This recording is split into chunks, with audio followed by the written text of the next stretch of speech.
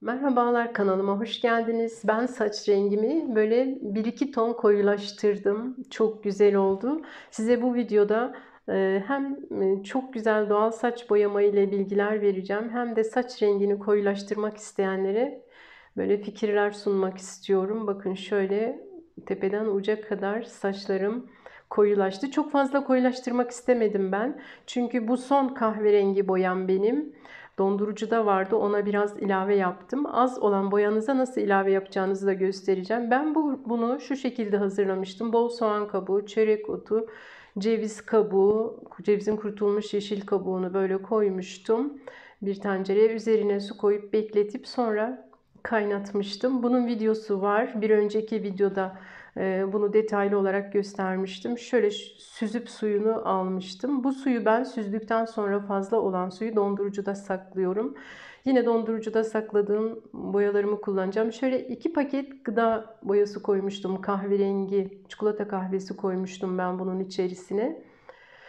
Sıvı boya kullandım bu sefer. Kurusu, sıvısı, gıda boyasının hepsi olur. Şu şekilde de üzerine yazıp dondurucuda saklıyorum içinde neler olduğunu ve bunları kullanıyorum. Sürekli kaynatmıyorum.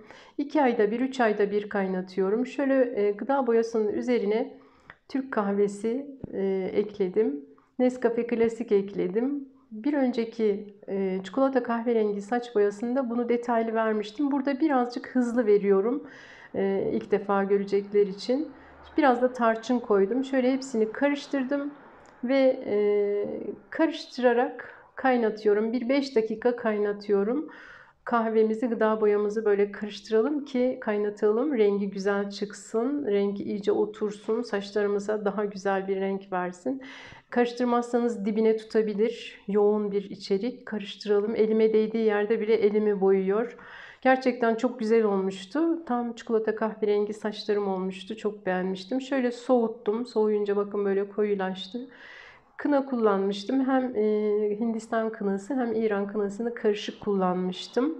Bir önceki videomda yapıp dip boya için ayırmış olduğum karışımımı ben bugün ek yapacağım. Bu şekilde hazırlamıştım. Şimdi buraları böyle hızlı hızlı veriyorum nasıl hazırladığımı.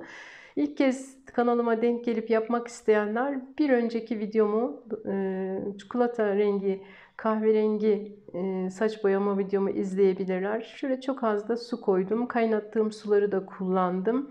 Böyle güzel bir karışım yapmıştım ve bu karışımı çok fazla hazırladığım için buradan ben dip boya ve tam boya olarak ayırıyorum. Dondurucuya plastik kaplarda koyuyorum. Sonra oradan çıkarıp kullanıyorum. Bakın kıvamı da çok güzel. Dinlenince de böyle boya kıvamına geldi. Mutlaka karışımlarınızı dinlendirin. Dinlendiğinde daha güzel olur. Renk ne kadar güzel oturmuş. Bakın renk bile değişmiş, koyulaşmış. Şöyle küçük kaplara ayırıyorum. Üzerine yazıyorum. Bakın 1 Nisan'da hazırlamışım çikolata kahverengiyi ve dondurucuya atmıştım. Bugün ben bunun üzerine biraz ilave yapacağım. Aslında bu bana dip boyası için yeterliydi. Dip boya yapacaktım ben bununla. Ama şimdi ben bunun üzerine biraz yeni karışımı ekleyerek tamamını saçımın boyayacağım ve az önce videoda gösterdiğim gibi, videonun başında gösterdiğim gibi saçlarımı koyulaştıracağım biraz. Koyulaştırmak istiyorum. Bunun için ben kahve kullanacağım. Nescafe Klasik de olur. Bizim böyle çekirdek kahvemiz vardı.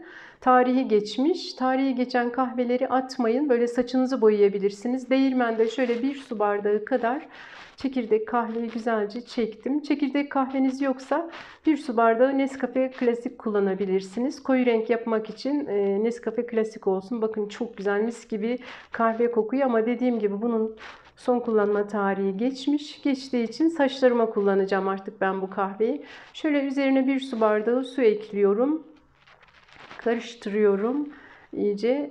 Bunu güzelce boyamı çoğaltmak için hazırlayacağım. Şöyle bu kahveli karışımı bir önce pişiriyorum. Bir 5 dakika karıştıra karıştıra kaynatıyorum. Şimdi bunun içerisine gıda boyası koyacağım. Size bakın burası fikir olsun. Lütfen videoyu dikkatli izleyin. Burada kahverengi, çikolata kahverengi boya var. Siyah renk var. Eğer sadece kahverengi yapmak istiyorsanız 2 paket çikolata kahve koyabilirsiniz ya da kahverengi. Eğer birazcık koyulaştırmak istiyorsanız bir tane siyah gıda boyası, bir tane kahverengi koyabilirsiniz. Ben bugün bir tane siyah, bir tane de kahve kullanacağım. Eğer tamamen siyah olsun istiyorsanız, daha böyle siyaha yakın olsun istiyorsanız siyah gıda boyası kullanabilirsiniz. Şöyle görüyorsunuz, karışımım çok güzel soğumuş. Kahveli karışımı bir kaynatmıştım. Soğuyan bu karışımımın üzerine biraz böyle ceviz kabuğu kaynatmıştım. Onun suyu vardı dolapta. Ceviz kabuğu, çörek otu ve biraz da lavanta var bunun içinde. Bu da yine bir aydır böyle buzdolabında duruyor. Kesinlikle bakın, ceviz kabukları bozulmuyor, küflenmiyor. Cevizin kurutulmuş yeşil kabuğu bu. Şimdi onlardan biraz bu kaynattığım kahveli karışımın üzerine ekliyorum. Eğer bu cevizin kurutulmuş kabuğunu toz halinde bulursanız onu da kullanabilirsiniz. Suyunu da süzüyorum şu şekilde.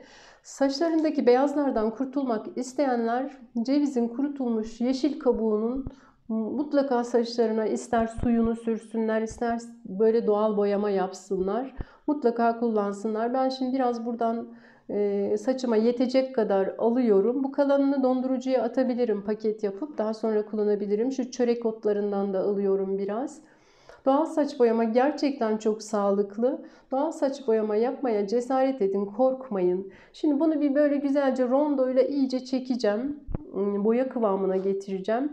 Cevizin kurutulmuş yeşil kabuğunun tozunu bulursanız onu da kullanabilirsiniz. Ben bugün kurutulmuş yeşil kabuğu bu şekilde rondoda çekiyorum. Bakın çok güzel bir karışım oldu. Elime sürüyorum. Hemen yıkayacağım. Birkaç saniyede bile elimi hemen sararttı. Bakın tırnaklarım sarardı.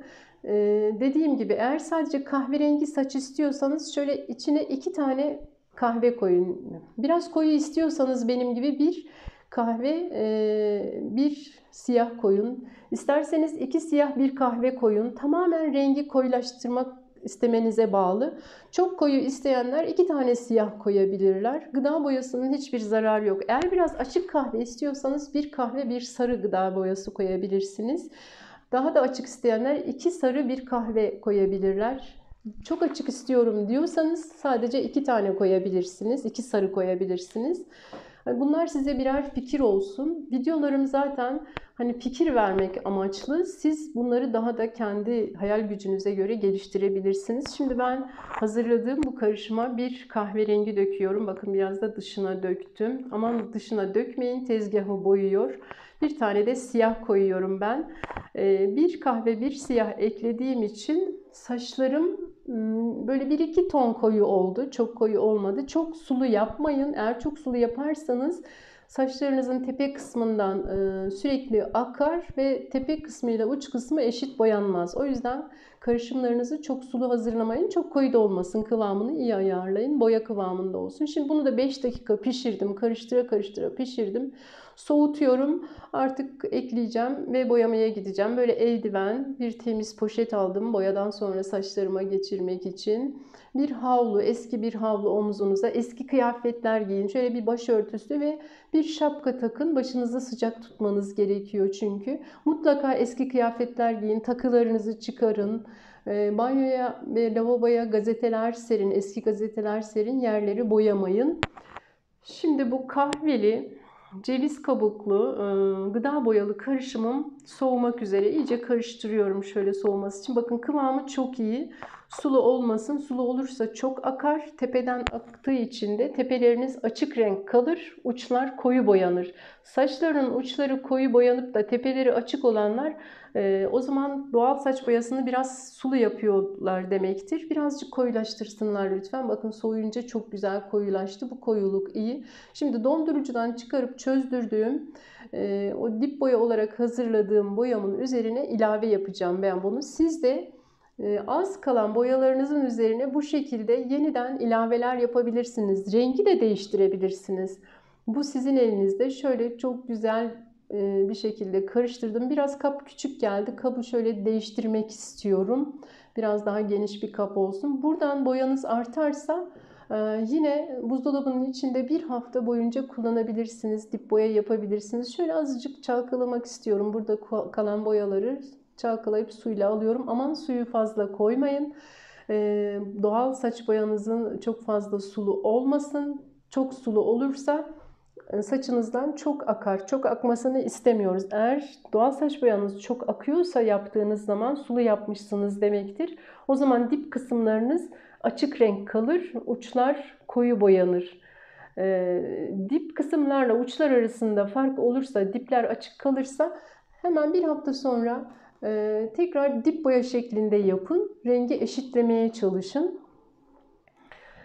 Şöyle bakın, benim saçlarım boya öncesi böyle. Çikolata kahverengiye boyamıştım. Bunun videosu da var biliyorsunuz. İlkbaharda canlandırıcı saç boyama diye koymuştum. Maya da koymuştum bunun içine. Doğal saç boyalarınızın içine ayda bir defa mutlaka maya koyun. Maya saçlarınızı fışkırtır. İnanın, ormana çevirir saçlarınızı. Maya çok güzel. Doğal saç boyama yapmaktan korkmayın, çekinmeyin. Hazır boya yapmaya cesaret ediyorsunuz. Her şeye cesaret ediyorsunuz, bana cesaret edin. Kulağınızın içine bir parça pamuk koyun, kulaklarınızın içine girmesin. Benim doğal saç boyama nasıl sürülür? O videomdaki gibi sürün. Başınıza bir poşet geçirin, tülbent bağlayın, üzerine bir şapka takın.